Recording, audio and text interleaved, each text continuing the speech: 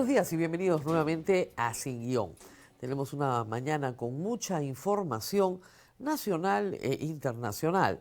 En Venezuela las cosas siguen en el limbo, porque la restauración democrática que se espera no llega, aun cuando están pasando cosas muy importantes internamente, que afectan, por supuesto, la relación de los Estados Unidos con toda América Latina.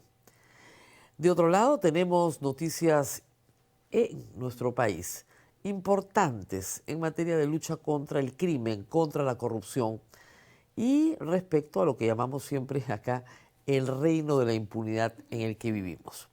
En este programa estará más adelante también Mario Vizcarra para hablar sobre la imputación que podría poner en riesgo su candidatura si es que el Jurado Nacional de Elecciones confirma lo resuelto por el Jurado Electoral Especial. Y también vamos a tener, como saben, en la segunda hora del programa a 3 candidatos a la Cámara de Diputados y Senadores. Pero bueno, empecemos por el Perú y empecemos por lo anecdótico. Ayer la Municipalidad de Lima emitió este comunicado, en el cual describe una serie de hechos francamente espantosos, pero a los cuales estamos tan acostumbrados en el Perú que no pasa nada. Como ustedes saben, los fiscalizadores, tanto de ATU como del Servicio de Administración Tributaria de la Municipalidad de Lima, son lamentablemente agredidos por choferes francamente salvajes, ¿no? Que no respetan autoridad, que no respetan normas, que desconocen reglamentos. Y uno sabe que eso pasa en el Perú y lo ve cuando incluso mujeres policías han sido agredidas por choferes, lo hemos visto más de una vez. Pero en este caso, el comunicado narra un episodio un poquito más grotesco, ¿no? Se trata de una congresista de la República. La congresista Kira Alcaraz iba como acompañante en el vehículo que es detenido por un fiscalizador de la SAT en un operativo que se estaba realizando en San Juan de Miraflores. El operativo era para identificar a vehículos que tuvieran papeletas y detenerlos y proceder al internamiento del vehículo hasta que pague la papeleta. Es decir, el fiscalizador estaba haciendo su trabajo. Detecta una placa, detiene al carro, el carro tenía 1.300 soles en papeletas aproximadamente, carro de propiedad de la congresista Kira Alcaraz. Bueno, el fiscalizador dice, se tiene que internar el vehículo.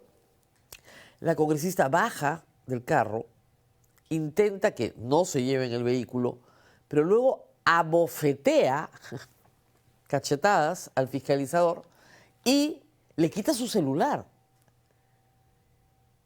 Felizmente el fiscalizador, cuyo nombre se mantiene en reserva por su seguridad, grabó todo. No hemos visto todavía las imágenes, pero estoy segura que las vamos a ver. Esa cosa terrible.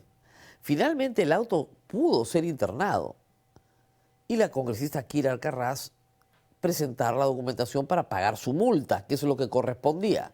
Cuando te ponen una multa, la pagas. Así de simple, vas y la pagas. Si la pagas el mismo día, además con un enorme descuento, les digo. Pero en el reino de la impunidad, pues, la congresista Kira Alcaraz está más allá del bien y del mal. ¿Ustedes creen que realmente este Congreso la va a sancionar? No la va a sancionar. Y el problema es que es una autoridad electa por el pueblo, con 28.000 votos, tengo entendido. Kira Alcaraz postuló justamente como mototaxista, no tiene estudios superiores, no tiene ninguna otra formación académica, en representación de San Juan de Miraflores, Villa María del Triunfo y la parte sur de Lima. Postuló por Somos Perú, partido hoy de gobierno, ¿no? Se fue de Somos Perú a Podemos y tengo entendido que ahora es no agrupada. Pero, ¿qué puede hacer creer a una autoridad que puede comportarse de esa manera? Bueno, que no es la primera vez que la congresista hace este tipo de cosas. A una periodista le dijo que si le seguía preguntando por la contratación de la pareja de uno de sus hijos, la iba a estampar contra la pared. Eso está en investigación, no pasa nada. No pasa nada. No pasa nada. Que este incidente sirva para que ustedes piensen bien en su voto. Piensen bien en su voto. ¿A quién van a poner en el Congreso? A personas que no tienen ninguna preparación, que no tienen ninguna capacidad para legislar, pero que tampoco tienen un activismo político, que tampoco tengan una trayectoria. Kira Alcaraz es responsable de sus actos, por supuesto, y por ellos tendrá que responder. Yo recuerdo a una señora hace algunos años que le tiró una cochetada a un policía y la condenaron a 8 años de pena. ¿Se acuerdan? Tuvieron que tramitarle un indulto presidencial, porque la pena francamente era excesiva, pero agarrar a cachetadas a un funcionario del SAT que está haciendo su trabajo no es exactamente lo mismo. Peor aún si eres congresista de la República. ¿Y qué va a pasar? Yo les aseguro que no va a pasar nada. Fernando Rospigliosi ha dicho que sí, que se va a la Comisión de Ética, que la van a sancionar. Seguramente. El fiscalizador asegura que la congresista llamaba para pedir auxilio a un comandante de la policía. Porque así se manejan. Lo único que tenía que hacer era pagar sus papeletas. Nada más. Bajarse el carro, ordenar que se paguen sus papeletas, ganan unos sueldos magníficos y unos bonos magníficos, ¿no? Han recibido, incluidos los congresistas, 5 UITs de premio de bono navideño. Esos son como 27.000 soles. De ahí no puede derivar 1.300 para pagar sus papeletas generadas por su carro.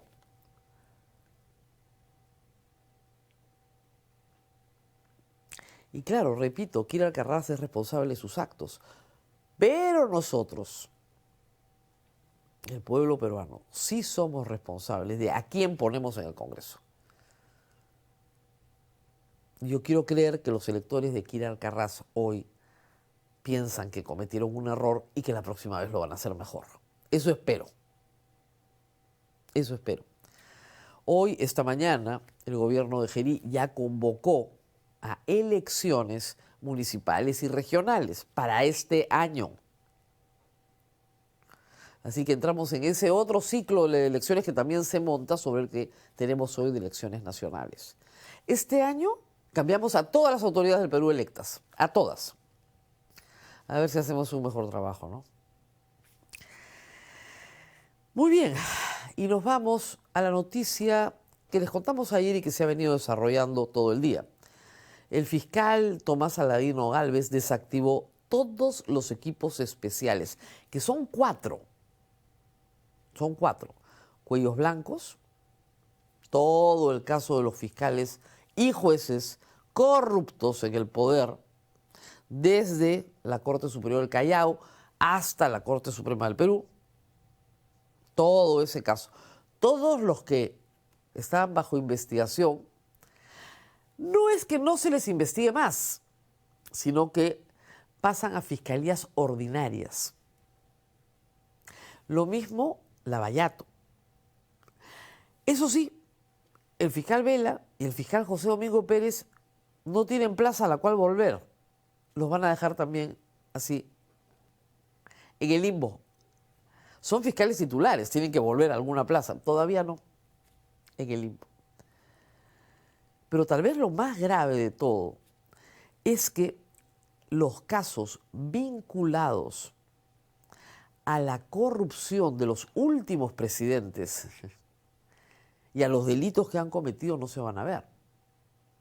Ni los delitos de corrupción, EFICOP, delitos de corrupción en el poder, ni el equipo especial de fiscales creado para ver las masacres de Dina Boluarte.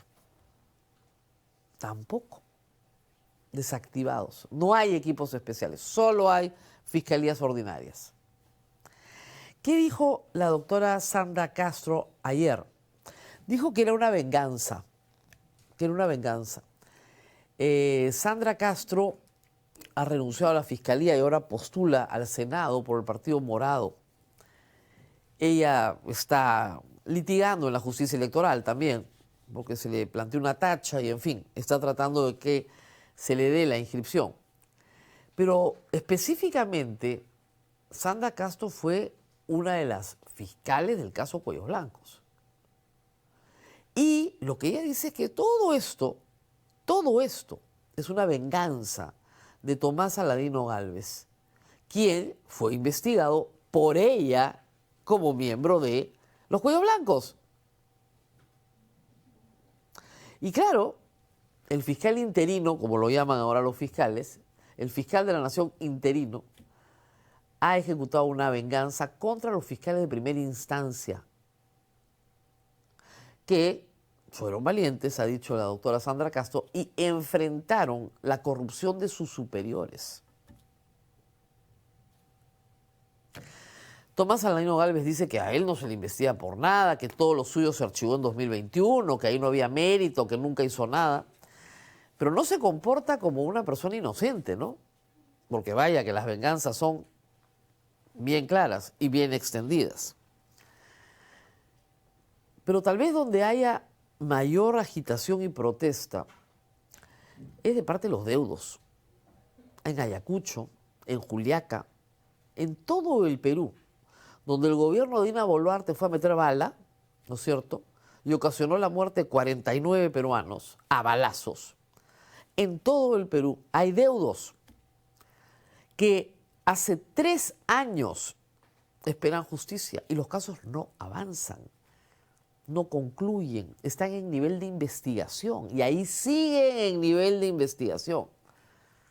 Y ahí seguirán seguramente, porque ahora han dicho no, pero los fiscales que están viendo esos casos los van a seguir viendo. No necesariamente, ¿eh? Tienen que ir a fiscalías ordinarias, no necesariamente. Los sacaron, ¿se acuerdan? Fiscalías en Ayacucho, fiscalías en Arequipa, fiscalías en Puno, veían en Cusco, veían estos casos. Dijeron, no, se centraliza en un equipo especial, con todo el costo que era en el retraso, etcétera. Muy bien. Ahora de nuevo, los derraman por todo el país. Y los deudos van a protestar. Y van a protestar porque están hartos del maltrato de la Fiscalía. Y que los avances se hayan hecho porque ha habido un impulso procesal de los propios familiares. En riesgo está todo esto, lo hemos dicho ayer, en riesgo está toda la investigación de muertes en protestas contra Boluarte por desarticulación de este equipo. Los abogados de varios grupos de víctimas así lo han dicho. El problema es que la redistribución, ¿no es cierto?, va a generar que algunos fiscales tengan que meterse nuevamente a conocer desde cero carpetas fiscales que no han conocido. Y hay que decir algo bien importante. No avanzan los casos porque la Fiscalía no dispone de medios para los peritajes que tienen que hacerse. Ayer se dio a conocer un peritaje muy importante realizado sobre los fallecidos en Huamanga. ¿Qué ha hecho este peritaje? Ha utilizado todo el material fílmico para establecer minuto a minuto la conducta de todos los implicados. ¿Y cuál es la conclusión? Que los militares dispararon a una de las víctimas de protestas en Ayacucho a 70 metros. Ese es el chiquito que sale en la foto con su mamá. Es el chiquito que limpiaba tumbas en el cementerio. Tenía 15 años. Y se ha determinado que 5 militares en una esquina disparan contra aproximadamente 50 personas. El tiro le cae directamente a la cabeza a este chico. Chico de 15 años que salía de Limpiar tumbas en el cementerio era su trabajo. Y esto ya eran las 18:29 de la noche. Lo que es notable es que este trabajo de precisión milimétrica sobre lo que pasó sobre la base del material fílmico se ha hecho en un peritaje voluntario, con expertos que han donado su tiempo y su trabajo. La Fiscalía no ha pagado un centavo por ese peritaje. Y es el primer peritaje que tienen, de más de 1000 horas de filmaciones en Ayacucho. Así no van a avanzar. Este es un fallecido. Hay que hacer peritajes a 10 casos. Ustedes recordarán, si están interesados, que IDL Reporteros hizo una reconstrucción con muchísimo de ese material de cada una de las muertes que pudieron documentarse. Muertes generadas por el ejército peruano. Estamos hablando de personal militar al que se le ordenó salir a las calles de Huamanga y disparar a matar. Y todas las muertes se producen fuera del aeropuerto, ninguna dentro del aeropuerto. Estas imágenes van a ayudar a identificar a los autores materiales. Y claro, no quieren que avance el caso, por supuesto, pero los van a identificar, a uno por uno. En el caso de este chico, ya hay 5 que son los perpetradores, que están perfectamente, claramente en las imágenes identificados. ¿Cuál turba que venía a matar a los militares? A ver, ¿cuál legítima defensa?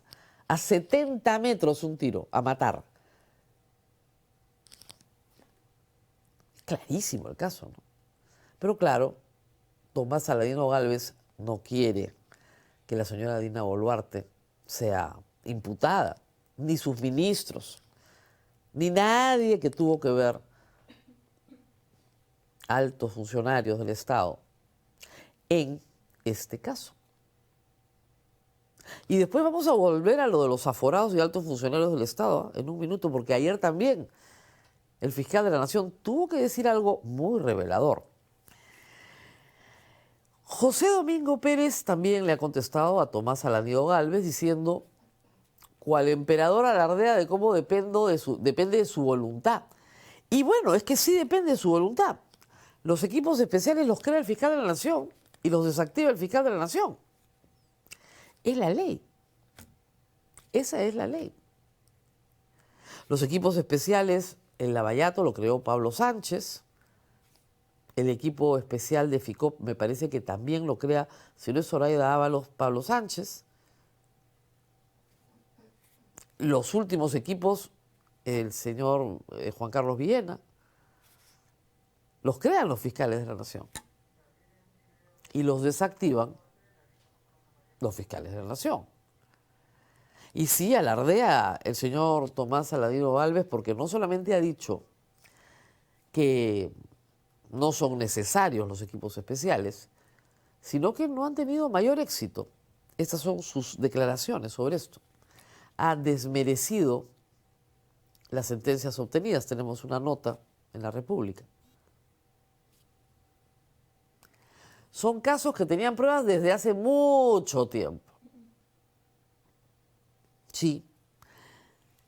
Yo he sido la primera en criticar la lentitud de los procesos. Y había casos, efectivamente, en Lavallato redondos. El caso de Toledo. El caso de la bandita en el MTC en la época de Alan García. Clarísimo. La Plata en Andorra. O sea, no hay discusión. Hay casos que son, pero no había mucho que esperar. Pero el que mucho abarca, poco aprieta, ¿no? Yo creo que José Domingo Pérez hizo un excelente trabajo como historiador del crimen. Toda la historia de cómo Keiko Fujimori recibía maletines con dinero del Banco de Crédito, se la debemos a José Domingo Pérez. Pero en la discusión ahí, para un fiscal, no es que también eres un cronista de tu tiempo, sino que también consigues sentencias. Y al centrar mucho de su trabajo en donaciones de campaña, perdió la brújula, cuando debió haberse concentrado en los casos en los que se podía ganar muy rápidamente, con sentencias muy claras, muy firmes, muy contundentes. Sí. Y finalmente, hay unas explicaciones de Tomás Salino Gálvez ayer sobre la saturación del trabajo del fiscal de la Nación por investigar a aforados, es decir, a altos funcionarios del Estado corruptos. Eso es lo que piensa el fiscal de la Nación. Es que la Fiscalía de la Nación está sobresaturada de investigaciones.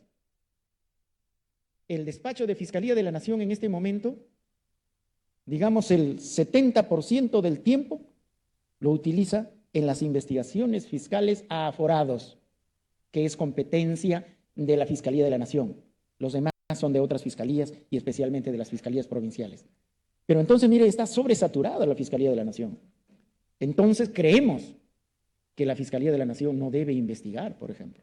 Quizás investigar en segunda instancia cuando se archivan las investigaciones preliminares para respetar la doble instancia. Quizás ahí sí. O quizás contra ciertos funcionarios como el presidente de la República, por ejemplo. Pero investigar a todos los aforados, lamentablemente, ha congestionado en términos absolutos las funciones de la Fiscalía de la Nación. Entonces, cosas así que en este momento estamos viviendo tienen que reformarse a través del instrumento normativo que es la ley orgánica del Ministerio Público, la nueva ley orgánica. Yo no podía creer lo que escuchaba. A ver, las personas que tienen el privilegio de ser investigadas por el fiscal de la Nación están establecidas en la Constitución del Perú, justamente para que no haya una persecución política, se supone. Y él dice que hay mucho trabajo. Bueno, primer problema, elijamos a gente que no es corrupta, pues no. ¿Por qué tiene mucho trabajo el fiscal de la Nación? Porque hay mucho corrupto en el poder, pues. ¿O por qué cree? Por la maldad de los seres humanos, porque ¿no? Hay denuncias banales. ¿O porque hay mucho corrupto en el poder? ¿No? Entonces, la solución de él es que no se les investigue. Ah, ya, muy bien, que no se los investigue. Por lo menos no a nivel de su fiscalía, no me traigan tanto caso, ¿no? Estamos saturados, mucho trabajo. Increíble. Con lo cual va a pasar a archivar, que es la misión que tiene el señor Tomás Saladino Gálvez, está clarísimo. Desactivo los equipos especiales y yo a nivel de fiscalía estoy saturado. Archivo, mucho ya, mucho. ¿No les parece increíble? Y nadie dice nada. Esto es normal. Este discurso es en la apertura del año fiscal. Tenemos muchos casos, muchos casos. ¿Por qué cree que tiene muchos casos? Porque tiene mucha corrupción, pues. Ese es el problema. Entonces, fortalezca sus equipos y apure sus casos. Y acuse. Y comience a acusar. No comience a archivar. Pero está claro que Tomás Saladino Gálvez ha vuelto para una misión y la está ejecutando sin dudas ni murmuraciones. Le está diciendo a los políticos, no se preocupen. Todo va a ser archivado. Con ustedes no es. Y qué pena, ¿no? Porque la Fiscalía tuvo un momento, y el Poder Judicial tuvo un momento, justamente en el caso Cuellos Blancos, en el que creímos que era posible, por un instante, ¿no? Por unos meses tal vez, que era posible una reforma para sacar la corrupción de ese poder del Estado. Todavía hay muchos dentro del Poder Judicial y la Fiscalía que creen eso y yo los acompaño y espero que así sea. Pero en este momento ese sueño ha concluido y regresamos a lo mismo de siempre. Ténganlo en cuenta a la hora de votar. Vamos a una pausa. No se olviden de darnos sus likes. No se olviden de compartir el programa. Y regresamos con más de Venezuela.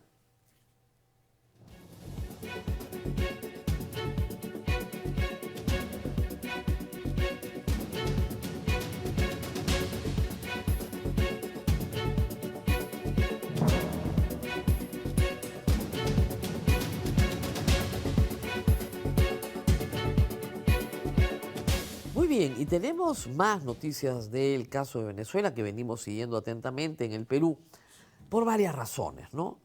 La primera, porque la incursión de los Estados Unidos en suelo venezolano el pasado 3 de enero modifica en mucho la relación de los Estados Unidos con América Latina.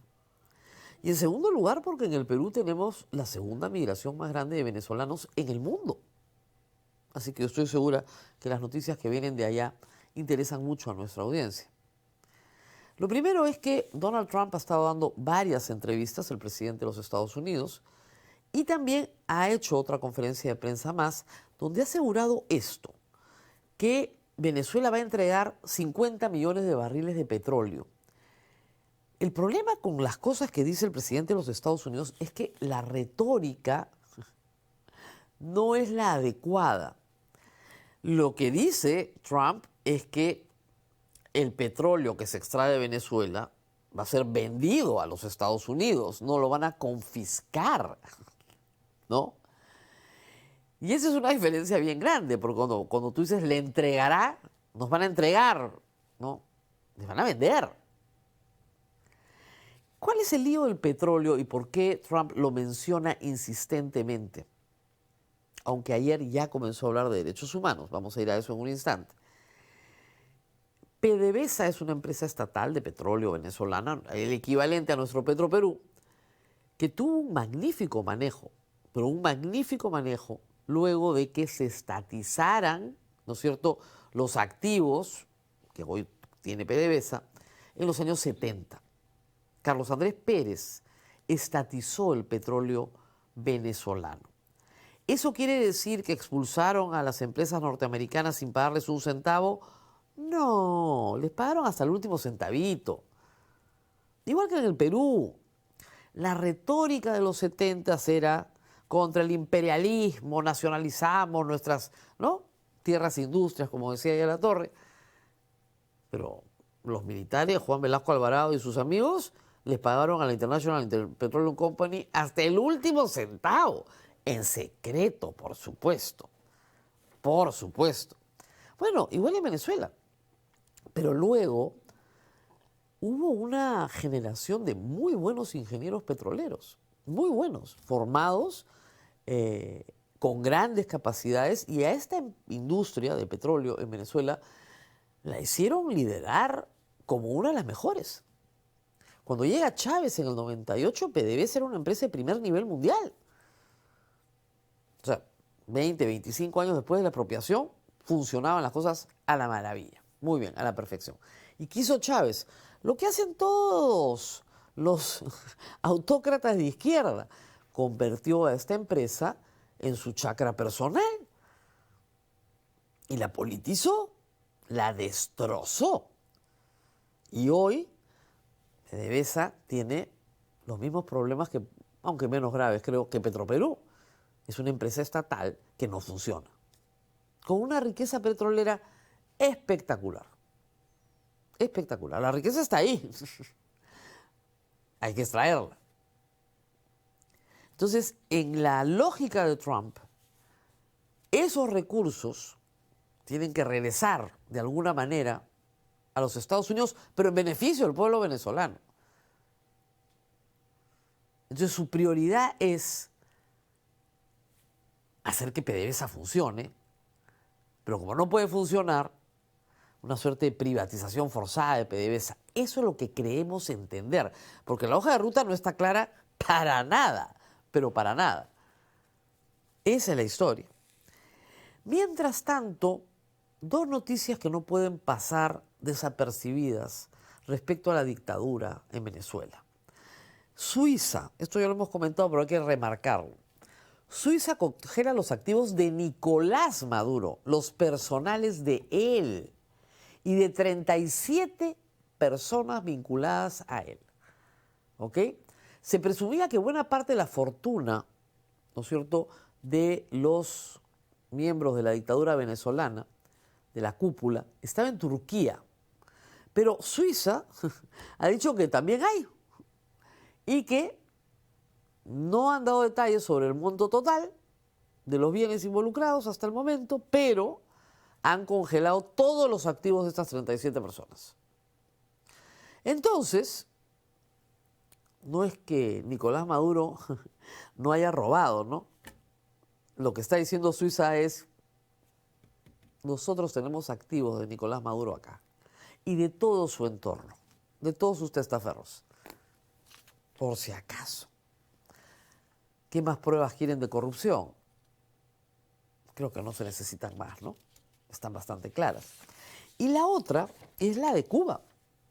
Durante décadas se dijo que Cuba no tenía injerencia en los asuntos internos de Venezuela.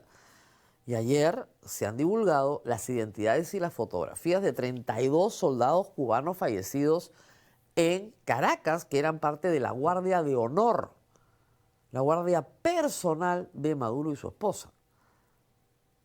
No fueron los únicos que murieron, porque también murieron otros, soldados del ejército de Venezuela, pocos. Pero de estos fallecidos, 20 pertenecían al Ministerio del Interior, habían 2 coroneles, un teniente, 4 mayores y 12 miembros, soldados de las Fuerzas Armadas Revolucionarias de Cuba, incluidos un capitán, un primer suboficial y un suboficial mayor. Ayer les han rendido homenaje en Cuba, bandera media asta, 2 días de duelo nacional. Y de nuevo la pregunta es, ¿qué hacían cubanos en ese número de guardia personal de Maduro? Activos en Suiza, injerencia de Cuba en Venezuela, probada. Probada. Hay muchos que dicen, Estados Unidos no puede hacer de Venezuela su colonia. Bueno, Cuba tampoco. Y vaya que le habían entregado la seguridad del país a los cubanos. Confiaba más Maduro y Chávez en los cubanos que en los suyos. Y algo de razón tenía.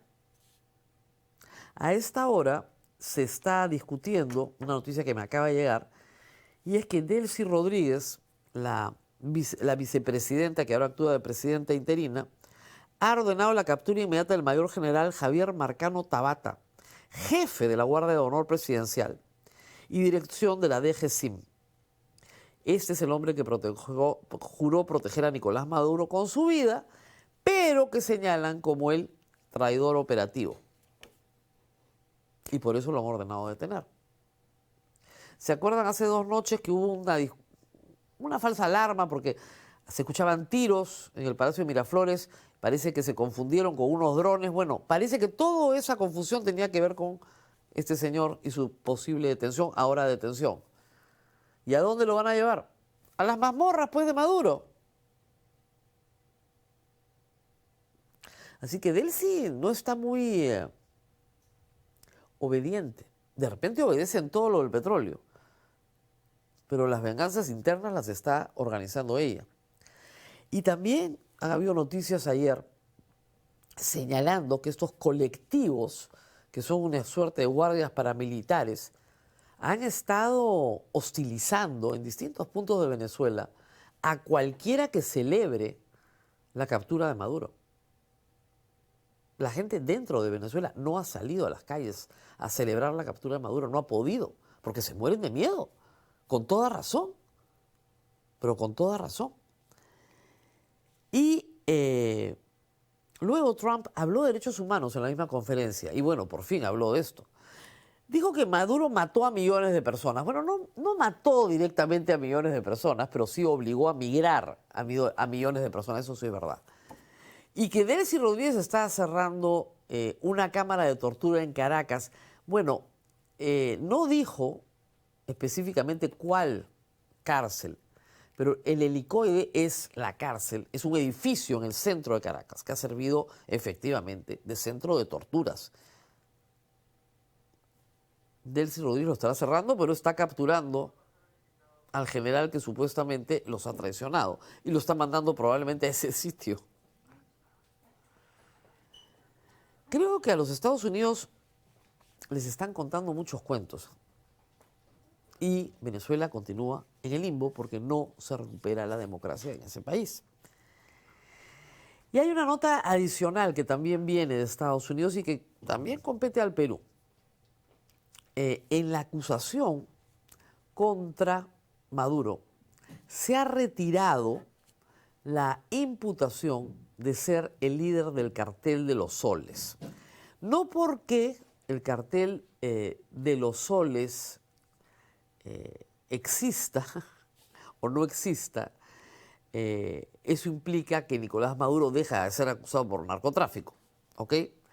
Nicolás Maduro está acusado por narcotráfico, pero el cartel de los soles no existe, ¿ok? No existe como tal. Es una forma por la cual los venezolanos se refieren a la corrupción de los militares, porque efectivamente en el uniforme militar los generales llevan unos soles y que las Fuerzas Armadas corruptas de Venezuela estén vinculadas al narcotráfico, no hay duda, no hay duda. Ahí están imputados varios, Padrino, Cabello, etc. Entonces, de lo que estamos hablando acá, ahora dice la justicia norteamericana, es un sistema de patronaje o clientelaje que sí es liderado por Maduro para organizar una red de narcotráfico, pero que no responde necesariamente a ese nombre que tantas veces usó Trump en las últimas semanas. Ya en el momento de la acusación se tienen que poner serios y tienes que ganar el caso. Entonces tienes que acusar por lo que tienes, no por lo que creas como nombre de, ¿no es cierto?, operación. Ahora, ¿qué hacemos en el Perú? Porque el Congreso peruano ha declarado la guerra al cartel de los soles. De verdad, en una resolución del Congreso de la República con más de 70 votos a favor, promovida por el almirante Montoya, que quiere declarar la guerra a alguien, ¿no? Y obviamente Cabero, Cueto, todos ahí sí, vamos a declarar la guerra al cartel de los soles. Vamos a proscribirla como organización terrorista. Terrorista. Bueno, no existe. ¡Qué papelón! ¿Para qué se apuran a meterse a lo que no saben? ¿No? Estados Unidos ha retirado ese nombre y lo ha dejado 2 veces nada más en toda la acusación contra Maduro. Creando, sí, la imputación por narcotráfico sobre un sistema de narcotráfico que controlan desde el poder. Eso sí, está exactamente igual, pero ya no con ese nombre. Y la última que llega de la oposición en Venezuela, y creo que es francamente contraproducente. En una entrevista en Fox, María Corina Machado dijo que ofrece su Nobel de la Paz a Donald Trump y que quiere dárselo a él. Ay, Diosito, las cosas que vemos en este mundo de política internacional. Desde Oslo se han apurado a decir que los Nobeles no se comparten con nadie, ¿no? Ella ha dicho que el Nobel en realidad no es a ella, es al pueblo, y que el pueblo lo comparte con Donald Trump. Parece ser entonces que la teoría que sacó el New York Times sobre unos celos irrefrenables de Trump contra María Corina Machado se explica efectivamente en el premio Nobel. Dios mío, qué frivolidad. Todo el asunto es absolutamente frívolo, ¿no? Tanto Trump quejándose como María Corina ofreciéndoselo. Mejor ese tema póngalo en un cajoncito aparte, ¿no? Acá se están jugando la vida de millones de venezolanos. El asunto no está para vanidades. El asunto está para determinar cómo va a ser esta transición democrática. ¿Cuánto les va a durar Delcy Rodríguez a los americanos en estas circunstancias? Eso es lo que todo el mundo quiere saber dentro y fuera de Venezuela. Si el gobierno de los Estados Unidos cree que esto es un asunto solamente de sacar petróleo de la tierra, no necesitaban capturar a Maduro. Necesitaban negociar con él o pactar con él. Esto es un asunto mucho más complejo. Y esperemos que se resuelva, como digo, respetando la voluntad de los venezolanos. Pausa y regresamos para hablar con Mario Vizcarra, candidato a la presidencia de la República, actualmente apelando una resolución del Jurado Electoral Especial que le impide postular a la presidencia de la República. Pausa y volvemos.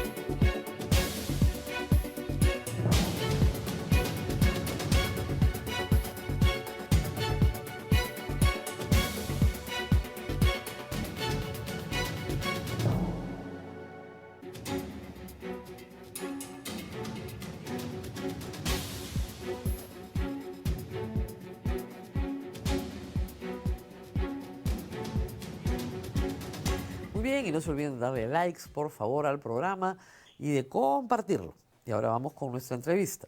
Mario Vizcarra, candidato presidencial de Perú Primero, está con nosotros y viene porque está en una situación bastante complicada. Gracias por estar acá. Gracias a usted, Rosa María. Cuando estuvo conmigo la última vez, pregunté sobre procesos penales. Me dijo que no tenía ninguno, que no tenía ningún antecedente. Había un caso, efectivamente, en Tacna, que ya se había resuelto, y se había resuelto sin ninguna sentencia. Pero usted tenía una sentencia por peculado del 2005. ¿Qué pasó? ¿No lo recordó? Bueno, esa sentencia yo ya la manifesté la coloqué, la consigné en mi hoja de vida. De acuerdo, ¿no? Pero cuando vino acá y yo le pregunté, no me dijo una palabra sobre eso. Días previos yo saqué mis antecedentes policiales, penales, judiciales, y en todo figuraba en 0. No, claro, cero, porque ¿no? ya cumplió la condena. ¿No? Ya, entonces, cuando ya mis asesores me dicen de que esa sentencia debo consignarla en mi hoja de vida, pues yo lo coloqué. Entonces, he sido totalmente transparente cuando me lo exigen, ¿no? Pero esa sentencia aparece en una investigación periodística del Comercio. Usted no le había dicho a nadie que tenía esa sentencia. Y obviamente sus asesores le dicen, oye, si ya salió una investigación periodística y acá está, tienes que ponerla. ¿Por qué la ocultó todo este tiempo? Bueno, en realidad no fue un ocultamiento. Mire, yo le voy a explicar brevemente ¿Qué pasó? De dónde viene. Me parece que en una de las entrevistas yo le comenté que yo tuve un breve paso por el sector público, merced a una invitación del expresidente Valentín Paniagua, en el periodo de transición de gobierno. ¿Ya? Entonces, yo estaba dedicado totalmente a mi actividad privada, como 40 años lo he hecho. Entonces, el 28 de diciembre del 2000, recibí una llamada del mismo presidente, donde me invita a hacerme cargo del CETAR, que luego devinieron en los gobiernos regionales. Muy bien. Yo lo acepté sin mayor problema, es más moqueguano, había que tomar las riendas de una entidad tan importante. Y cuando ya, ya en ejercicio me informan, el área de contabilidad o personal, me informa, señor Vizcarra, sus honorarios por el gobierno regional son de 2 fuentes. ¿Ya? El gobierno, el Estado, en planilla usted figura con una remuneración, y recuerdo claramente, 1.800 soles. Perfecto.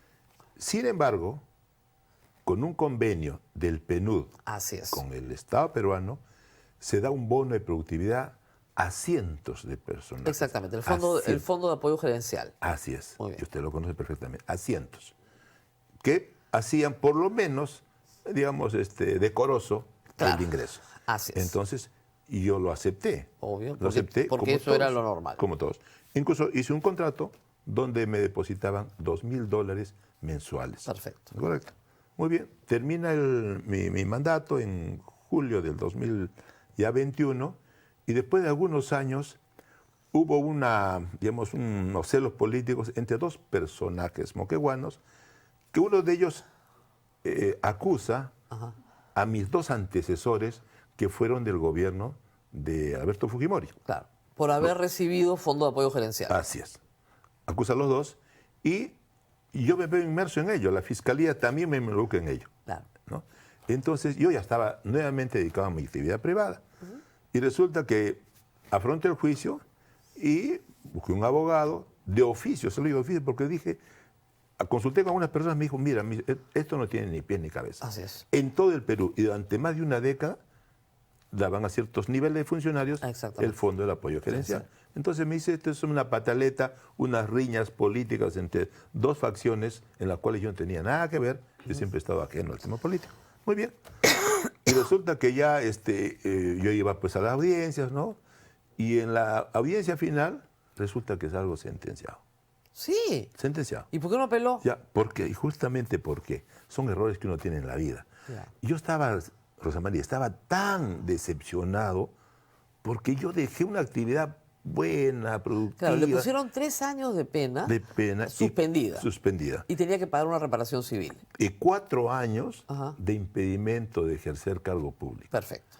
Y yo cuando escucho la sentencia, la verdad que todas las personas con las que yo consulté me dijeron, no hay problema porque no es doble sueldo. No. es doble sueldo. Era una práctica que se regularizó durante la época de Fujimori. Correcto. Y es más, mi vecino de Tacna también me llama preocupado y me dice, Mario, me han acusado de haber recibido Claro. doble sueldo. Y como en ese periodo de 7 meses tuvimos reuniones con varios presidentes de CETAR, me llamaron varios, Mario, ¿a ti te han acusado? Sí, estoy acusado. ¿Y cuánto le pusieron de reparación civil? 3.000 soles. Y los pagó. Lo pagué. Ya. Lo pagué. Entonces, Usted dijo, 3 años de prisión suspendida, a mí no me interesa el sector público, pago los 3.000 soles, me olvido de esta historia. así es. Eso fue lo que pasó. Es y lo que y pa- no apeló. No apelé, ¿por qué? Porque me dijeron, mira, Mario, si tú quieres hacer una carrera política, apela. Pero si no, mejor que quede ahí porque vas a tener otro dolor de cabeza, vas a descuidar tus actividades, así que mejor calladito te ves más bonito. Así que mejor, si tú quieres, me dijo. Es más, de los 3 sentenciados, uno de ellos apela. Y en segunda instancia le dan Lo la razón. absuelven. Le dan razón. Fíjese, yo estaba, y se lo digo como siempre hablo, estaba tan decepcionado que el día de la sentencia el juez me pregunta, ¿tiene usted algo que decir? Yo ya sabía que no iba a apelar. Le digo, sí tengo algo que decir. Léame, por favor, ¿por cuántos años estoy impedido de ejercer cargo público? 4 años. Por favor, ponga 20 años. Pero mire usted. Y Sorpresa, ya pasa, sorpresa te da la vida. Justo 20 años después está Justo, postulando. y yo le dije, ponga 20 años. Eran 3 magistrados, me miraron y me dijo, señor, nunca hemos escuchado eso. Siempre hemos visto que piden una rebaja, pero lo que usted pide es inviable. ¿Pero por qué? Yo quiero que me ponga 20 años. Es más, ponga de por vida. Estaba indignado, porque no tenía la menor intención de Muy regresar. bien. Eso hizo Pero que... lamentablemente, Sí. usted le han explicado la ley, años después el Congreso aprueba una ley que dice que nadie que tenga una sentencia por corrupción puede postular. Y usted tiene una sentencia por corrupción. Así es. Y eso es verdad. Lamentablemente es así. Ahora, yo soy lego en temas legales, pero mi abogado me dice, mira, hay 2 temas ahí que están contraviniendo pues, las normas. ¿No? Primero, la retroactividad de la ley. Exactamente. Eso es lo que lo salva, creo yo. Punto. Y lo otro, que también ha habido sendas sentencias del Tribunal Constitucional, ¿no? donde le jalan las orejas al Jurado Nacional de Elecciones, Y al legislador. al legislador. Porque lo que dice esa ley es que si usted tiene una sentencia por corrupción no puede postular aun cuando haya cumplido su sentencia, Así lo dice. aun cuando haya sido rehabilitado. Así es. Es una mancha de por vida, para siempre. ¿Ok? Así es. Y usted sería el primer caso en el que se aplicaría, creo, porque no se conoce otro caso. Así es. En casos anteriores, el Tribunal Constitucional le ha dicho que la resocialización si es posible. Es cierto que la vulneración del derecho a participar, elegir y ser elegido políticamente, no puede ser conculcada perpetuamente. Eso lo ha dicho el Tribunal Constitucional. Usted tiene esos dos elementos a su favor. Correcto. Pero el Jurado Electoral Especial le ha dicho no. Para nosotros se aplica el texto de la ley tal como está. Si el señor quiere reclamar su derecho, que se vaya al Tribunal Constitucional. Excelente. Y ahí, para cuando eso suceda y le den la razón, las elecciones ya concluyeron. ¿Sí? Bueno, solo queda esperar con optimismo de que el Jurado Nacional de Elecciones pueda pues, darme la razón, ¿no? Yo creo que no se la van a dar, ¿sabe? Bueno, de esperar nomás. Hoy día presentamos No, la yo creo que apelación. los argumentos jurídicos de ustedes son correctos, ¿ah? Yo creo que deberían dársela. Pero si no se la dan, lo que les están diciendo es, no, derechos constitucionales usted va y los mira en el Tribunal Constitucional, no los mira acá. Yo solo tengo que aplicar la ley, como pasó en los otros casos. En los otros casos pasó eso. El Jurado Nacional de Elecciones aplicó la ley tal cual y el tribunal le jala las orejas, pero ex post, ya había pasado la elección. Así es. Entonces no se podía. Claro, es un caso complejo, es un caso realmente complejo. Y fíjate, es tan complejo que si para adelante se aplica a rajatabla esa parte que dice, aunque hayan sido rehabilitados, entonces ¿de qué vale que a un funcionario, con o sin razón, le pongan, le impidan 5, 10, 15 años de ejercer cargo público, cuando ya de por sí sería de por vida? Es que, perdón, es para cargos de elección popular. Vale. Podría entrar a la administración pública. Usted podría bueno. ser contratado en la administración pública, no hay ningún problema. Ya. Lo que no puede es ir a un cargo de elección popular. Bueno, ya. Entonces, igual, sería de por vida, ¿no? De por vida. Y yo creo que... Para, es como una cadena para perpetua. los delitos de corrupción. Pero es una, fíjese, y sin embargo no es así para terrorismo, ¿no? No. Imagínese. Ni narcotráfico, ni narcotráfico. ni violación. Ni violación de mujeres. Ni violación. Ni violación. ¿No? Y si sumamos, yo no voy a decir, no voy a minimizar el monto, pero al final me dijeron, debiste cobrar solamente tus $2,000, $2,000. Ya. Y lo otro, renunciar. Ya, 1.800, me descuento 1.500. Por 7 meses, 10.500 soles. Sí. Por 10.500 soles, 10.500 soles. Sí. Yo no estoy diciendo en peculado, el delito puede ser un sol. Yo estoy de acuerdo. Yo estoy de acuerdo. Un sol. Pero no es el monto. En balanza. Yo estoy de acuerdo. No, yo entiendo su punto, pero en peculado es un sol y es peculado. Yo no sé, ya.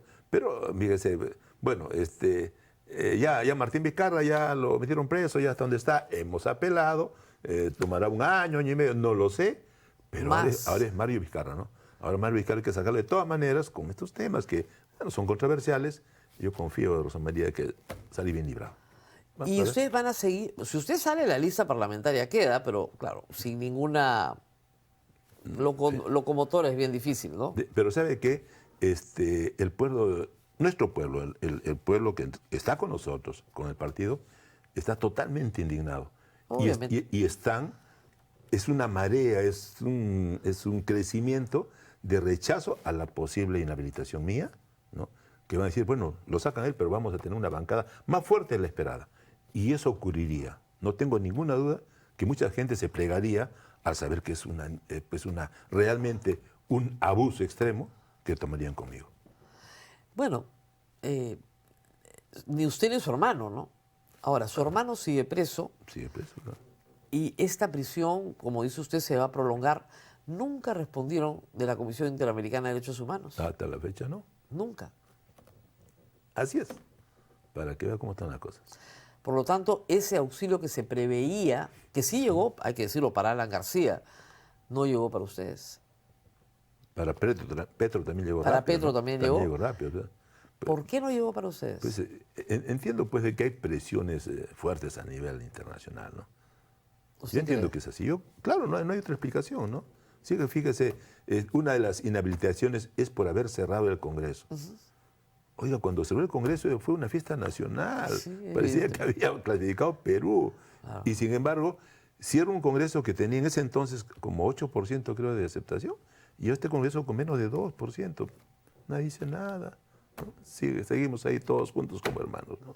Esas son las cosas que a mí me motivan, me dan más fuerza a meter todo el empuje, todo el coraje para tratar, si llego, espero llegar, tratar de revertir esto y tantas cosas más, como hace un momento usted ha señalado, ¿no?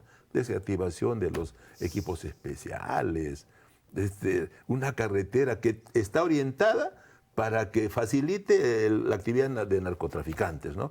Argumentando desarrollo en la Amazonía.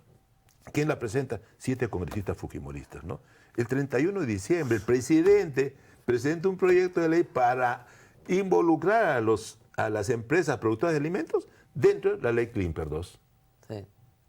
Increíble. 50% quitarle al Estado de los impuestos a la renta para el bolsillo de los grandes productores. ¿Eso requiere el Perú? ¿Requerimos eso?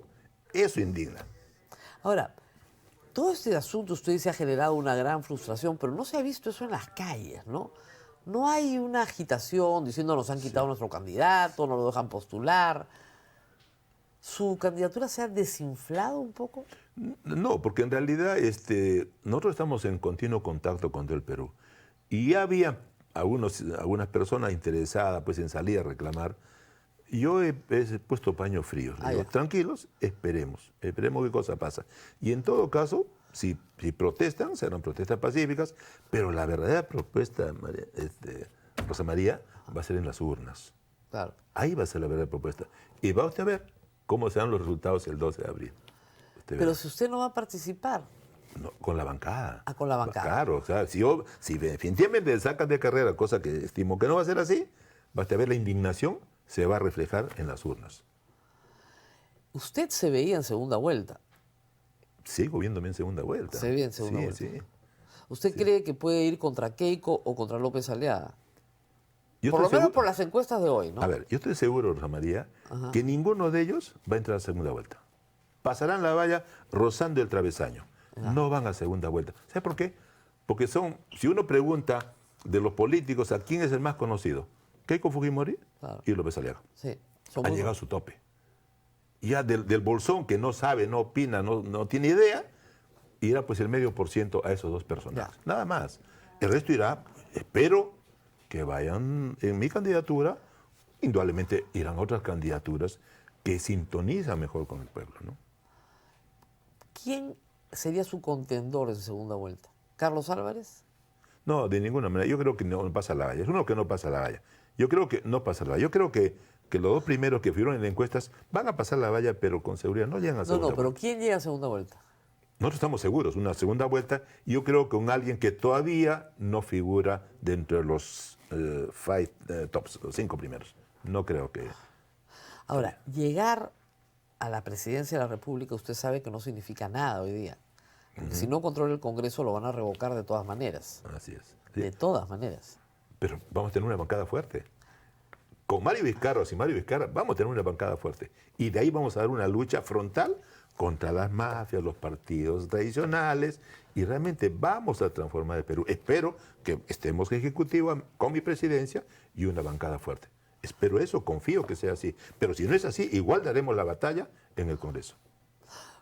Muy bien, pero la verdad que lo veo muy optimista. La otra vez también lo vi muy optimista, la primera vez que lo entrevisté, porque me decía que Martín Vizcarra iba a ser el candidato, que la Corte Interamericana los iba a ayudar, y al final nada de eso pasó. Usted es naturalmente optimista. Sí, toda mi vida he sido optimista y por eso estoy así, tranquilo. Yo creo que le comenté. ¿Su hermano en la cárcel está optimista?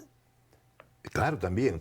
O sea, físicamente, indudablemente, pues se nota una preocupación, ¿no es cierto? Es natural, ¿no? Está preso. Es natural, lógico, ¿no? Pero sí, él me da mucha fuerza. Yo lo visito, se han endurecido mucho las visitas. Lo visito una vez por semana. A raíz del toque de estado de emergencia. Claro, ¿verdad? Entonces también ha incluido a los centros. ¿Tiene contacto con los demás presidentes? Sí, claro, internamente sí. Claro. Internamente sí. ¿Comparten el patio? ¿Conversan? Bueno, son dos alas, podemos llamar. Claro. Una que comparte, claro, son independientes, pero comparte con el expresidente Ollanta, y luego separados por una gran área están los otros dos expresidentes, Toledo y Castillo, ¿no? Pero no están prohibidos, pueden conversar, pueden verse, hay un área común, ¿no? ¿Y conversan? ¿Usted sabe si... Sí, claro, sí, conversa, sí, claro, sí. Pues, en el dolor, hermanos, ¿no? Yo me imagino, pero ¿tendrán algún tipo de, no sé, de discusiones políticas? ¿Todos han sido presidentes del Perú? Claro. Pero fíjese, todos fueron elegidos presidentes como una respuesta, ¿no? Al statu quo. Claro. Entonces, que después hayan tenido otros problemas, eso no me atañe a mí. Pero todos, por lo menos, fueron con esa intención. Martín Vizcarra fue con esa intención y yo insisto que Martín saldrá bien librado en la apelación que hemos presentado. Muy bien, muchísimas gracias por haber estado con nosotros. Mucha suerte, porque la va a necesitar. Como le digo, el Jurado Nacional de Elecciones puede decir nosotros nos atenemos a nuestros precedentes y vaya usted al Tribunal Constitucional a que le den la razón, pero cuando le den la razón ya no habrá elecciones. Como te dijo, soy optimista. Mucho. Mucho, ¿sí? Lo necesario también. Gracias. Muchas gracias. No se mueva que tenemos que despedir el programa. Gracias. Vamos a la pausa. Hoy día no hay menciones de los auspiciadores, así que podemos ir a la pausa recordándoles que tienen que compartir el programa, darle like y inmediatamente vamos con Sin Guión Electoral. Volvemos.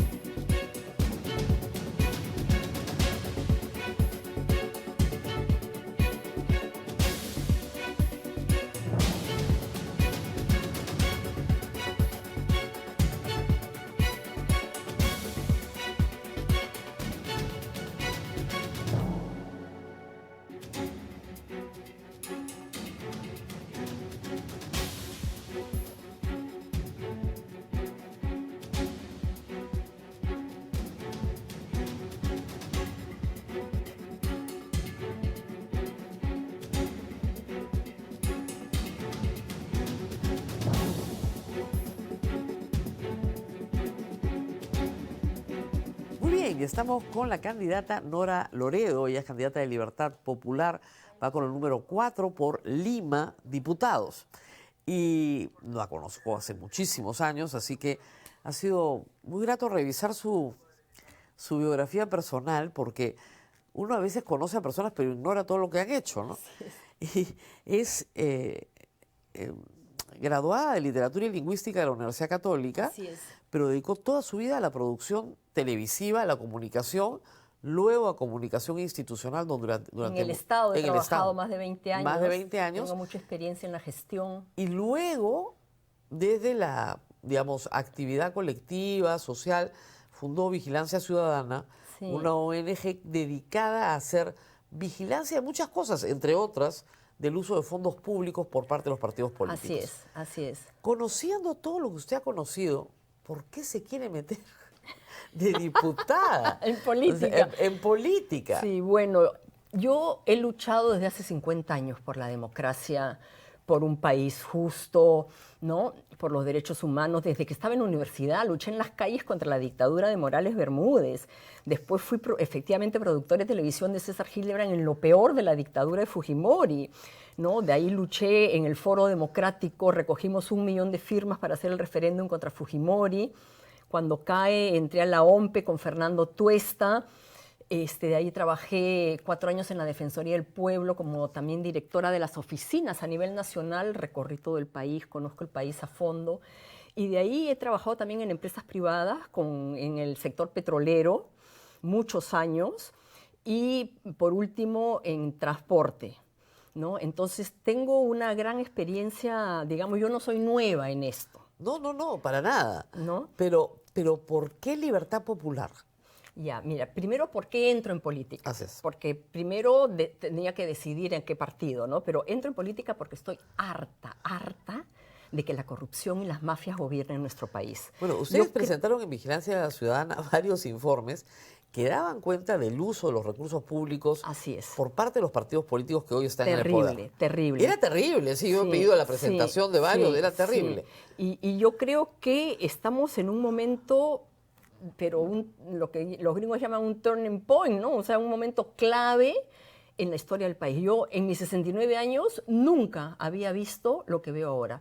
Antes los delincuentes y las mafias operaban por fuera de la ley, ahora ellos son la ley. ellos dan las leyes. Entonces, yo no quiero eso para mis hijos, para mis nietos, no quiero un país corrupto, violento. Entonces, a pesar de mi edad, bueno, me siento muy joven, con mucha energía, soy surfista además. He visto. Y he decidido entrar a la política para luchar contra eso, ¿no? ¿Por qué Libertad Popular? Porque hablé con varios partidos, pero Libertad Popular me convenció, primero porque conocen el Perú. Conocen el Perú a fondo. Como buen Belaunde, Rafael ha viajado por todo el Perú, vivió muchos años con su abuelo lo llevaba de viaje al interior y sabe lo que hay que hacer. Sabe que hay que hacer una carretera de aquí a aquí, sabe que aquí hay que poner este puente, o sea, sabe cómo enfrentar los problemas del Perú. Y porque son liberales, y yo soy liberal también. Aunque de joven fue más bien de izquierda, ¿no? Sí, totalmente de izquierda. Pero he ido cambiando, he ido convirtiéndome. Y te digo, el liberal no solamente es liberal en economía. No, obviamente. Sino que defiende todos los derechos humanos y los derechos de la gente. O sea, y yo creo que la izquierda toma del liberalismo toda esa parte de la defensa de la educación, de la salud, de la justicia igualitaria para todos. Claro. De la igualdad ante la ley. Pero en la parte económica son un desastre, ¿no? Sí, en la parte económica son un desastre y ahí es donde yo he cambiado, ¿no? Y como he trabajado con la empresa privada mucho tiempo, he defendido y defiendo la inversión privada, ¿no? Entonces, eso ha hecho que se incline. Ajá. Ahora, es una campaña muy difícil, muy Así desigual. ¿Qué obstáculos está viendo para que tengamos unas elecciones libres, justas, transparentes, reales, ¿no? Bueno, hay muchos obstáculos, pero los principales son el que el piso no está nivelado, ¿no? O sea, los congresistas han dado esta norma de que ellos pueden hacer campaña con el dinero del Congreso, o sea, de los ciudadanos, durante su semana de representación. Y también esa viveza de que, bueno, si has sido diputado, ¿no? Puedes postular al Senado, ¿no? Y están además gastando inmensas cantidades del presupuesto del Congreso en contratar gente para sus comisiones, que son 34 comisiones, entre comisiones especiales y comisiones investigadoras, donde se contrata un promedio de 11 personas por comisión, y lógico que los están haciendo, pues, ayudarlos, ¿no? Y las 12 oficinas de apoyo, que están de más, claro, un montón, también contratan personas de sus partidos, ¿no? Para el apoyo político, ¿no? Y además han dado esta norma que yo voy a pedir inmediatamente que se derogue, que es que los partidos ya no tienen responsabilidad penal. No, pues. Entonces, ellos pueden hacer lo que sea y no tienen responsabilidad penal. Y además otra norma donde los abogados contratados por el partido pueden defender a los dirigentes en sus procesos personales, ¿no? Entonces, esto es increíble. Y yo también, aparte de la derogatoria de las leyes pro crimen y todo esto que estamos planteando como bancada, porque tenemos un grupo muy sólido, multidisciplinario, de candidatos a diputados que nos estamos reuniendo y coordinando, ya tenemos preparadas por Diego Pomareda, que es un excelente abogado, 15 propuestas de ley para derogar las leyes pro crimen y cambiar otras cosas. Pero aparte, yo creo que tengo una misión especial ahí. ¿Ya? ¿Cómo se ve? Ya. Yo me veo luchando al interior del Congreso por reorganizar el Congreso. Bueno, que esa es una tarea muy urgente. Muy urgente. No serán propuestas de leyes. Tengo también un montón de propuestas de leyes, pero hay que reorganizar el Congreso. El corazón del abuso en el Congreso es la contratación de trabajadores. Claro. Ahí está lo peor. El presupuesto ha subido de 900 millones en el 2021 a 1.800 millones. Es brutal. Y 70% se va en salarios, remuneraciones, obligaciones laborales, bonos, la tarjetita, en todo lo que es, personal. Entonces, eso tiene que acabar. Ah. Tiene que acabar. El 2019 había 800 trabajadores en el Congreso. De planilla. Hoy día hay más de 4.000 trabajadores. Y solo el 10% han entrado por concurso público como servicio parlamentario. Porque no te olvides que el 2017 Fuerza Popular suspendió el estatuto de servicio parlamentario, entonces ahora entra cualquiera. Claro. Un técnico que gana 5.000 soles solo tiene que tener quinto y media. Quinto y media y estar matriculado en una universidad. Entonces yo me matriculo en cualquier universidad y digo, sí, aquí estoy siguiendo estos cursos, ¿no? Y gano 5.000 soles. Entonces eso tiene que acabar. Se tiene que reducir las comisiones, se tiene que reducir el personal, se tiene que reducir el personal también de los congresistas, porque 10 personas con seguridad es de más. No, es que como no saben hacer una ley, le tienes que poner a la gente que sepa hacer una ley. Mejor votamos por la gente que sabe hacer una ley, ¿no? Así es, ¿no? Tenemos una pregunta del público, por favor. A ver. Si es congresista, ¿usted votaría las leyes por convicción o solo por lo que ordene el partido? No, por convicción, Claro, definitivamente. Es difícil esa pregunta porque la mayoría de los que van a pasar por esta mesa se han afiliado muy recientemente al partido. Claro, no, yo soy invitada. Además, mayor razón, invitada. Entonces Sí. va a tener cierta autonomía. ¿Qué hacer después, no? Porque el problema con los invitados, le diré, es el mismo con los militantes, pero se salen más rápido. O sea, llegan en un vehículo, pero una vez que llegan al poder, y lo hemos visto tantas veces, se van. Bueno, yo estoy de acuerdo con el ideario del partido. Claro. Y toda esta bancada que nos estamos reuniendo ya, tenemos las mismas ideas, los mismos propósitos, las mismas propuestas. Entonces somos un grupo sólido que está proponiendo cosas sólidas. Entonces yo creo que en la bancada nos va a ir muy bien. ¿Se están reuniendo diputados y senadores o solo...? Diputados y senadores también por otro lado. Por separado. ¿No? Por separado. Bueno, le deseo mucha suerte a Nora Loredo. Ay, gracias. ¿Ya? Y nos tenemos que ir porque tenemos otro candidato más. Ha sido Nora Loredo, número 4, viene con su número. Sí, ¿ya? un cherry. Pues vengo con el número 4 para diputados por el partido del Cóndor. Busquen el Cóndor. Y diputados regional Lima. Lima.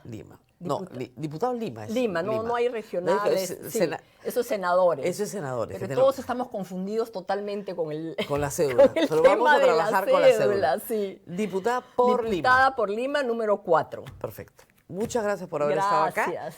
No se muevan. Pausa y cambiamos de invitado.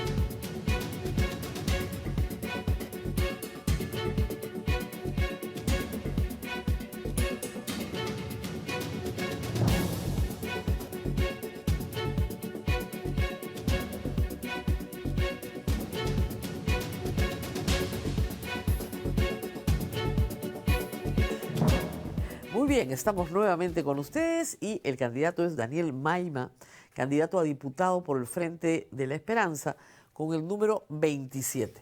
El señor Maima es ingeniero químico, estudió en la Universidad Nacional del Callao, luego hizo un MBA en ESAN y actualmente es profesor de Ingeniería Química en San Marcos y también pertenece al Consejo Nacional del Colegio Químico del Perú, del Colegio de Ingenieros del Perú. Gracias por estar con nosotros. Bueno, vamos por partes. Háblenos un poquito de usted. Yo he tenido que construir su biografía con los retazos que iba encontrando en internet, pero ¿quién es usted? Primero, gracias por tus palabras, Rosa María, muy atento y agradecido por esta investigación y lo que has descrito respecto a mí. Es correcto, yo soy ingeniero químico de la Universidad Nacional del Callao. Posteriormente hice un MBA en ESAN. Bueno, también tengo unos estudios de especialización en polímeros en la Universidad de la USP de Brasil. He tenido una vida institucional. Desde mi etapa universitaria he tratado de representar a mi universidad, a mi país en eventos internacionales. Sí, he visto una investigación sobre la transmisión del calor. Correcto, así es. También he tenido algunos escritos en revistas Sí, de especialización. La política es caliente, pero creo que hablan de otro calor, ¿no? Sí, bueno, en la política pues sí se transmite calor, pero calor de apasionamiento, en medida de que uno quiera hacer bien las cosas, no quisiéramos... Y con este perfil académico tan serio, tan de ciencias, ¿no? Ver a Fernando Olivera disfrazado de inca en la isla Los Uros, ¿no le parece un poco extraño? No, porque Fernando lo ha tomado en el mejor de los sentidos. Cuando uno va al Perú profundo, al Perú olvidado, porque hay que ser realistas, es eso, el Ande nos recibe con sus costumbres, Rosa María. No podemos ser ajenos a eso. Pero yo no conozco a nadie en los Andes que se vista así y diga que es el inca, ¿no? No es que él se haya vestido así. Ah, Le han dado el honor de vestirse de esa manera en el pueblo donde él ha estado, donde él ha pasado Año Nuevo, donde ha recibido el 2026. Y para él ha sido un honor vestirse así de esa manera porque Juliaca, en Puno, lo han recibido con la mayor amabilidad, con la mayor gratitud. Y correspondiendo a ello, pues Fernando no va a rechazar de alguna manera eso. Muy bien. Y como ingeniero químico, me imagino que usted conoce las leyes de la física y de la química, pero no conoce mucho de las leyes del Perú. ¿Qué puede hacer un ingeniero químico en un congreso que tiene que legislar sobre delincuencia o sobre, no sé, derecho penal, sobre constitución, sobre balance de poderes? ¿Qué puede aportar usted? Pero es que eso es ajeno a la realidad, Rosa María. Disculpa que debata en ese sentido contigo. Estaríamos yendo en contra del principio de especialidad que tienen las comisiones ordinarias dentro del Congreso de la República. El principio de especialidad exige que los congresistas que tengan la especialidad, la profesión, determinen y sean parte de las comisiones que existen en el Congreso de la República. Si no habría esa especialidad, no podríamos legislar tampoco. No, yo me alegro mucho, pero ¿en qué comisión se ve? ¿En qué tarea se ve? En más de una, en la industrialización, en la Comisión de Energía y Minas, en la Comisión de Producción, en la Comisión de Legislación de Tributación también. Yo, si bien es cierto, soy ingeniero químico de profesión, durante 10 años fui dependiente, pero en los últimos 10 años soy empresario. Entonces entiendo bastante cómo la micro y pequeña empresa no van a lograr ser de repente grandes. Claro. ¿A qué se dedica en el sector empresarial? Doy servicios de fabricación y diseño en tuberías y tanques en fibra de vidrio. También damos servicios de transporte de insumos químicos peligrosos. Bueno. Damos servicios de fiscalización también y supervisión en hidrocarburos líquidos.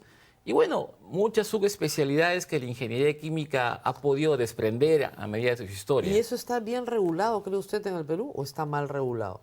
No es que esté mal, está en el papel regulado. Bien regulado, pero mal supervisado. Correcto, como muchas cosas en nuestro país, lamentablemente. O sea, no se necesitan más leyes ahí. Complementarlas, sí, definitivamente. Por ejemplo, el tema de la industrialización, deberíamos incentivarla con normas y reglamentos en el legislativo para que el sector privado pueda incentivar más su capitalización. No es posible que hoy en día tengamos el orgullo de que simplemente somos primeros exportadores de cobre, se va el cobre y después regresa en materiales productivos terminados a 10, 11 veces su precio. Y el otro país tiene mayor recaudación, mayor trabajo formal, mayor flujo de caja en su país y nosotros no. Pero tiene mayor especialización, mayor competencia tecnológica, ¿no? Es que ahí está el tema legislativo. Tenemos que incentivar también a la inversión privada con normas, con reglamentos, con leyes, para que de esa manera... Mire, tenemos el puerto de Chancay, es un hub central en el Pacífico, y no está regulado en la legislación peruana todavía.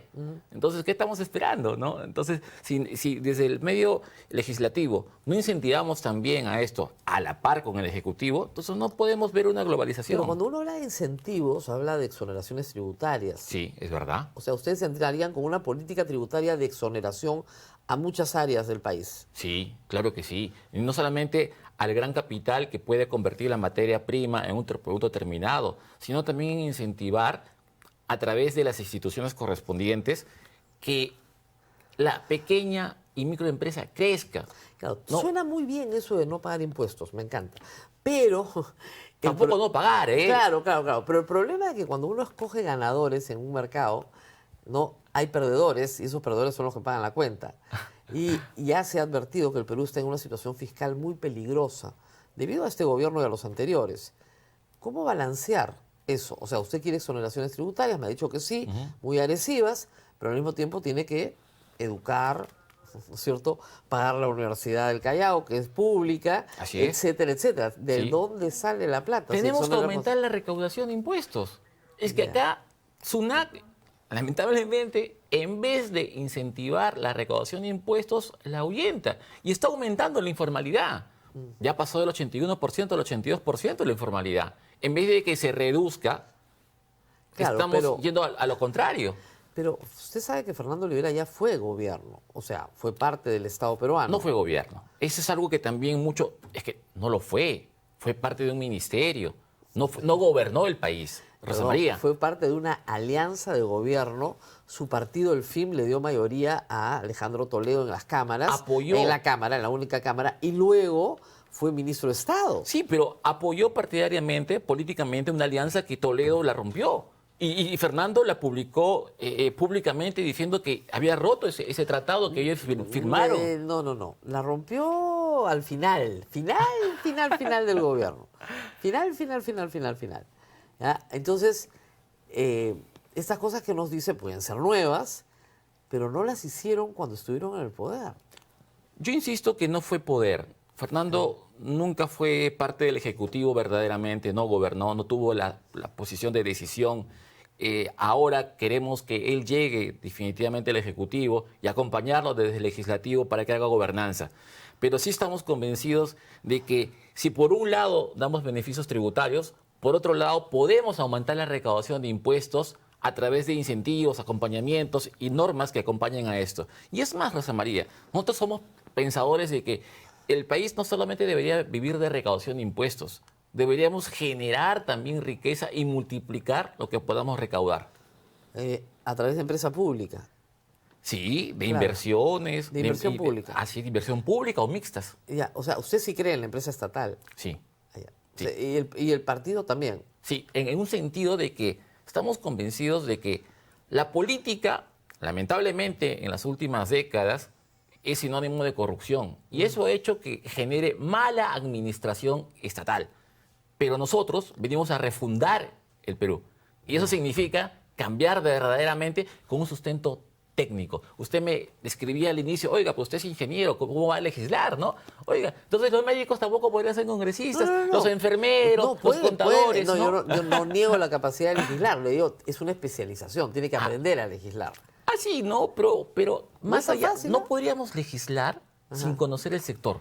Ah, no, claro, por supuesto, las dos cosas son independientes. Primero es el sector. Posterior, podemos estar acompañados de un asesoramiento de El legislatura. problema es que usted a la hora de votar no vota solo sobre su especialización, vota sobre leyes pro crimen y hay... Nunca lo haríamos Claro, como Frente de Esperanza. pero hay congresistas que te dicen, pero es que yo no soy abogado, yo no sé, yo voto lo que vota mi bancada. Bueno, eso han dicho de acá para atrás. Tú ten la seguridad de que en el Frente de Esperanza no va a haber ese verbo. Queremos cambiar el país y no vamos a poder hacerlo de esa manera. Somos gente nueva políticamente. Estamos equipos de profesionales que queremos empujar con la mejor voluntad. Somos padres de familia, queremos un mejor futuro para nuestros hijos. ¿Desde cuándo está en el Frente Esperanza usted? Ya milito en el Frente Esperanza aproximadamente 2 años. A 2 años. Pregunta el público, vamos a ver, ¿qué nos pregunta el público? ¿El Estado debe proteger, entre comillas, dice Javier Paredes, a la industria nacional o debe abrir el mercado para que se compita de igual a igual con industrias extranjeras? En un mundo global ya no podemos ir ni por un lado ni por el otro, ¿Cómo que ambos no? en paralelo. Es que tenemos que defender la industria nacional incentivando la productividad. No, ya sé, pero si usted protege la industria, va a ser, digamos, la propuesta de Donald Trump, levanto aranceles, ¿ok? Si yo abro el mercado, bajo aranceles. Es Esas que- son las formas de proteger a la industria. Usted quiere proteger a la industria y quiere desproteger a la industria. Es que seríamos No se proteccionistas. puede. ¿Ah? Seríamos una política proteccionista. Claro, por eso, pero usted ha dicho que hay que proteger a la industria.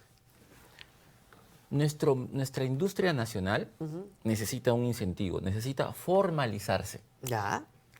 Pero eso tiene que ir acompañado, como te dije, de la inversión también del capital privado, del gran capital privado. Eso es incentivar capital extranjero, internacional.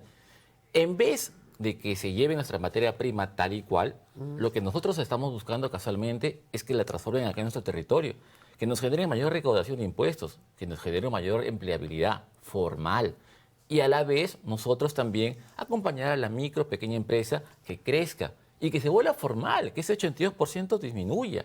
Muy bien.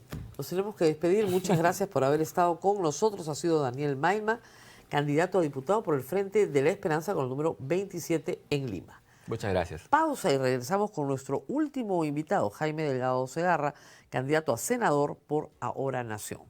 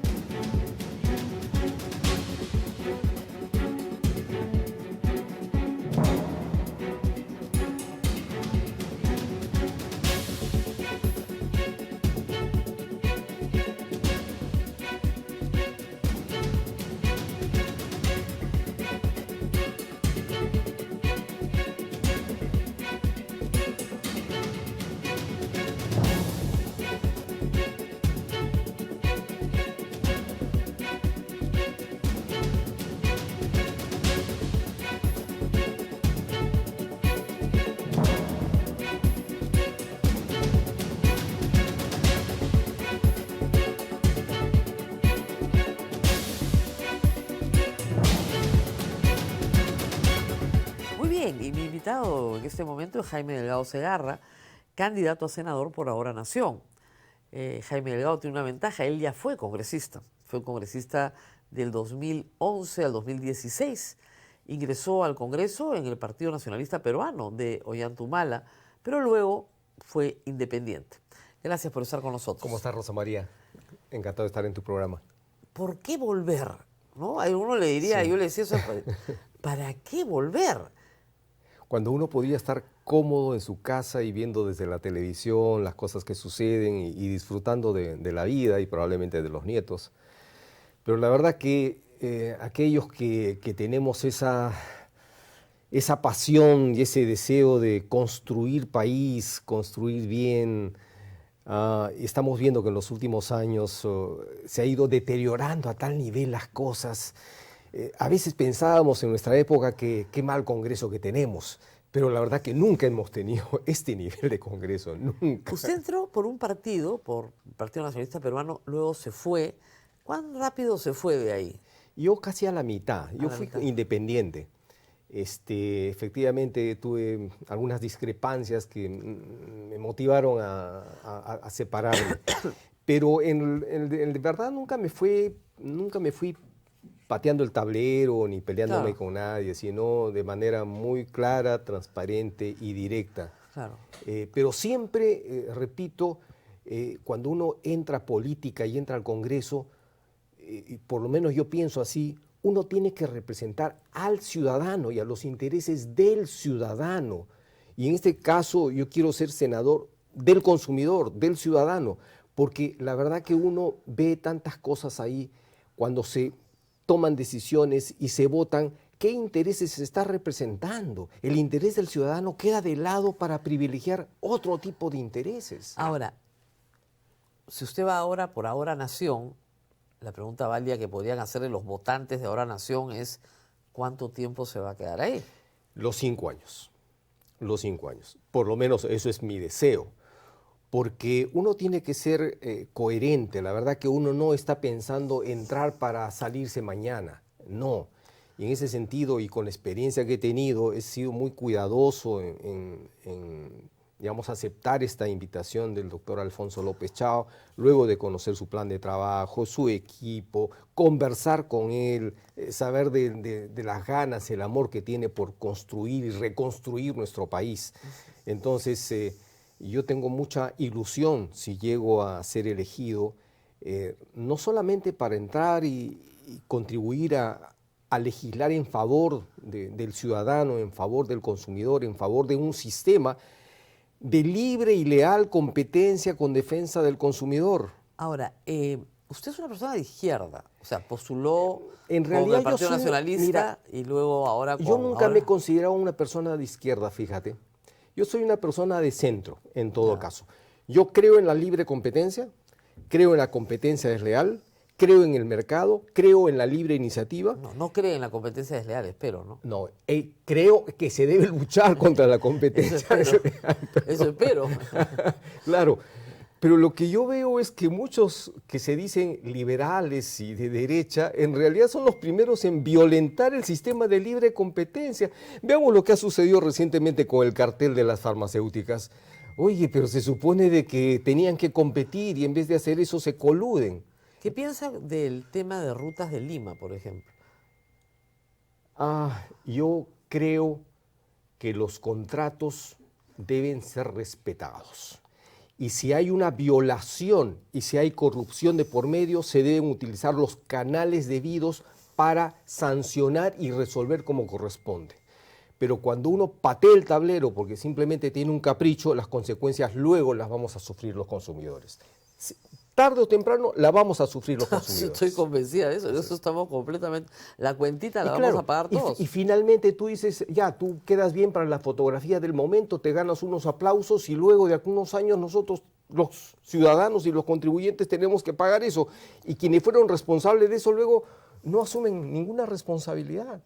En el tema de defensa del consumidor, que ha sido su tema durante muchos años, fundador de ASPEC, sí, en ASPEC todavía. No, yo me desvinculé de ya ASPEC se vinculó, hace muchos años. Hace muchos años, pero fundador de ASPEC, etcétera.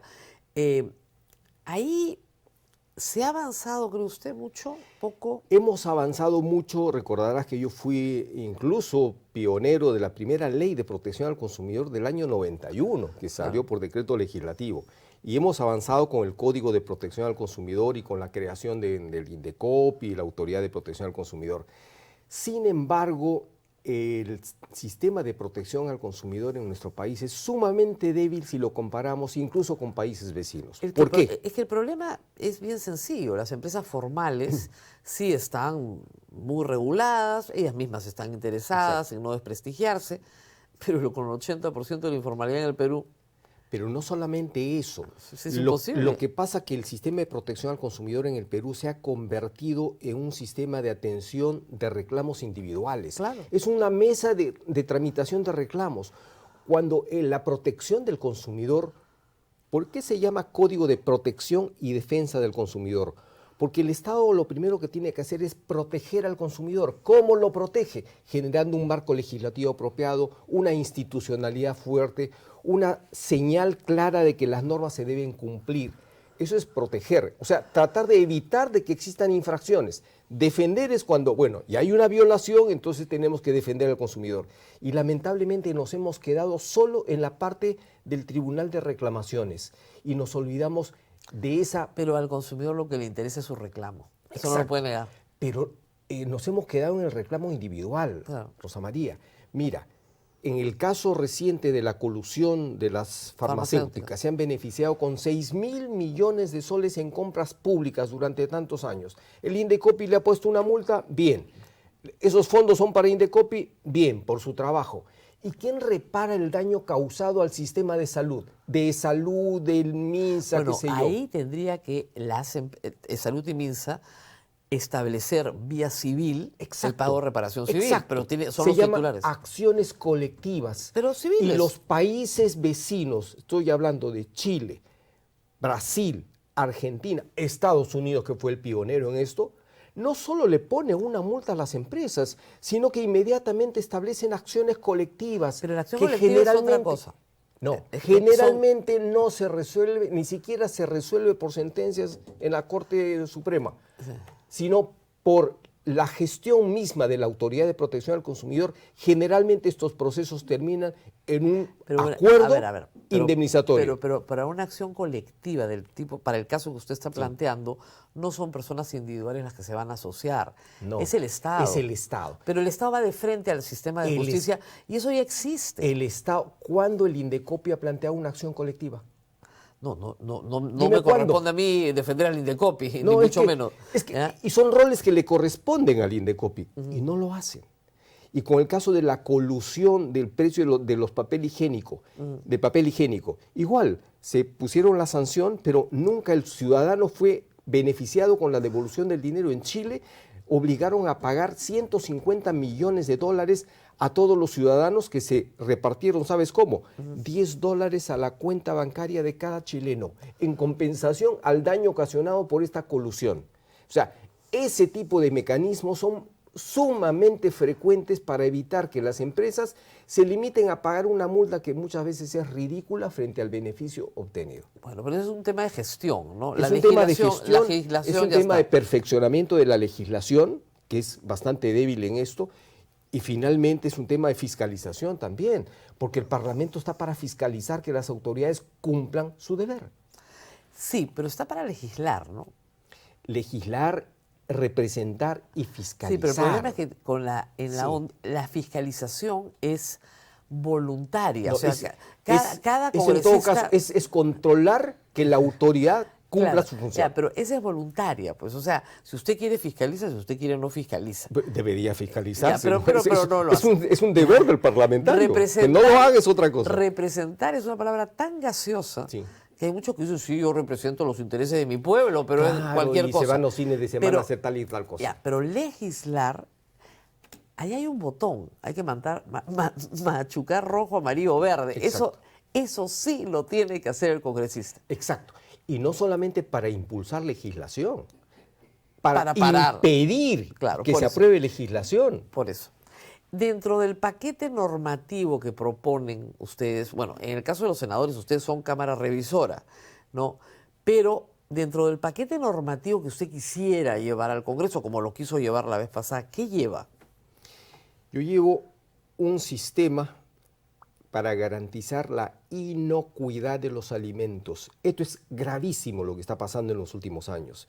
Mira, acaban de pasar una nota que Europa está amenazando con rechazar ya los productos de agroexportación peruanos por el uso de Mancozeb.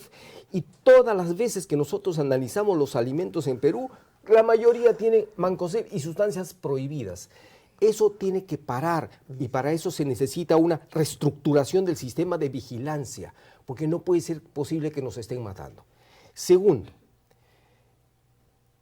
yo quisiera reforzar, o sea, de hecho como partido y como grupo, el tema de seguridad y el tema de lucha contra la corrupción es clave, porque no hemos tenido estos niveles de legislación pro crimen que se ha ido montando o desmontando según los acomodos para hacer lo que tenemos que hacer. Y eso tiene que ser absolutamente prioritario. Tengo una pregunta del público. Adelante. ¿Pero usted opina distinto a López Chao o no? No, coincidimos en la mayoría de temas. Hay pequeños matices, obviamente, eso es un natural, pero coincidimos. Por eso es que estoy digamos, en Ahora Nación para el Senado con el número 5 para Senado Nacional. Tareas del Senado importantes: Tribunal Constitucional, Contraloría, Defensoría del Pueblo. Los actuales titulares de estos organismos tienen serios cuestionamientos. Incluso se señala que las sentencias del Tribunal Constitucional en algunos casos atentan contra el propio texto y expreso de la Constitución. ¿Qué hacer con eso? ¿Cómo reformar el sistema de elección o ellos tienen mandato vigente hasta la mitad de este Congreso. ¿Los van a sacar antes? ¿Habrá juicios? En fin. Yo soy respetuoso de la institucionalidad, pero además de la independencia de poderes. Me encantó el discurso de la nueva presidenta del Poder Judicial, poniéndose firme respecto de la defensa del Poder Judicial y no la no interferencia. Y lo que yo veo es que en los últimos años, lamentablemente, este tipo de cargos y este tipo de puestos se ponen por acomodos y un poco subyugando al rol que van a jugar estas personas en favor de una cúpula y unos intereses políticos. Y eso es romper con la división de poderes, eso es debilitar las instituciones del Ministerio Público, del Poder Judicial, de la Defensoría del Pueblo, del Tribunal Constitucional. Tenemos que restablecer ese orden de respeto, porque aunque no nos guste, lo que prima y lo que debe primar no es la coyuntura momentánea de ese gobierno. ¿Usted removería este Tribunal Constitucional si hay una acusación constitucional por falta grave contra todos ellos? Si es por los mecanismos constitucionales que corresponden, sí, respetando siempre todos los procesos. Muy bien, muchísimas gracias por haber estado con nosotros. Ha sido Jaime Delgado Segarra. Número 5 al Senado Nacional, por ahora Nación. Senado Nacional, por ahora Nación. Nos tenemos que despedir. Les agradecemos mucho su presencia, su compañía. Como les digo, esta segunda hora va a estar dedicada todos los días a presentar candidatos a la Cámara de Diputados y Senadores. Sé que estamos con una mayor incidencia en Lima, porque los tenemos acá y es más fácil traerlos al programa, pero no nos oponemos a entrevistar, por supuesto, a candidatos de todo el país. Espero además que nuestros colegas en todas las provincias y regiones del país estén haciendo el mismo trabajo, por supuesto. Nos vemos el día de mañana. No se olviden de darle like al programa, de compartirlo y de suscribirse a todas las redes de la República para que el contenido les llegue de inmediato apenas lo hacemos. Nos vemos nuevamente mañana.